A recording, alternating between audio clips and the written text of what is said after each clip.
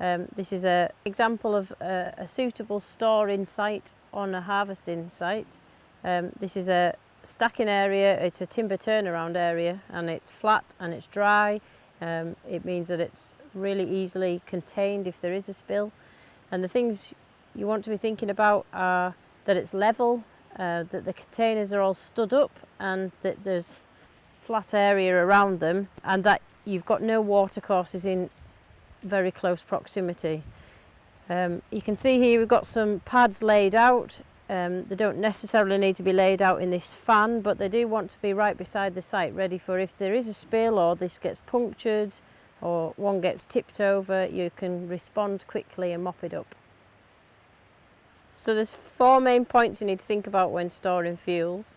You need to make sure you've got a nice flat surface, a good surface for containing the spill, ideally a hard surface, but you may find that that's not possible on your site, so you could use something like a drip tray within the wood itself.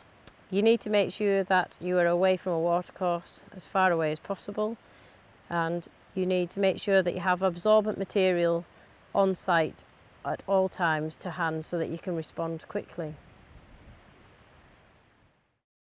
What we have here is a grab tank, something everybody sees on a harvesting site, but it's probably the most risky thing that we have on a harvesting site in terms of pollution.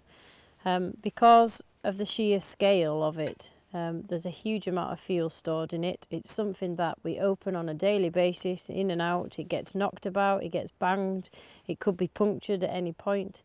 So the location of it and where it's going to be stored during the harvesting operation is crucial. And again, you want to be finding somewhere flat so that it can't be knocked over. It needs to have a clear lock on it to make sure that it can be locked when you're not around, so it can't be vandalised.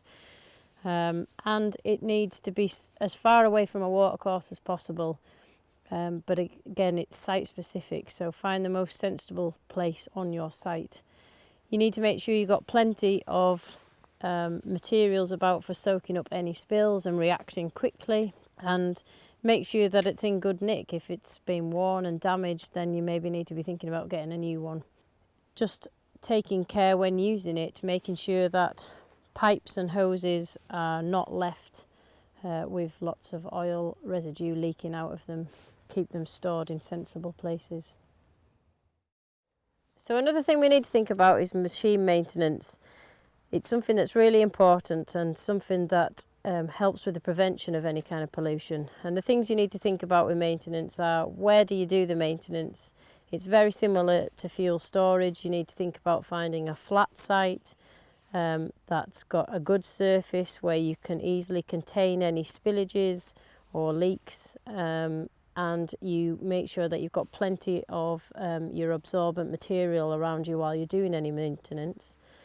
And another thing to consider is to make sure that the maintenance is regular and kept up. And to help with that, you might want to think about using newer machinery, especially on sites that are more sensitive or, are more vulnerable. If you're very close to a watercourse and there's no other option, newer machinery is definitely the best way to go because it's less likely to have oil leaks.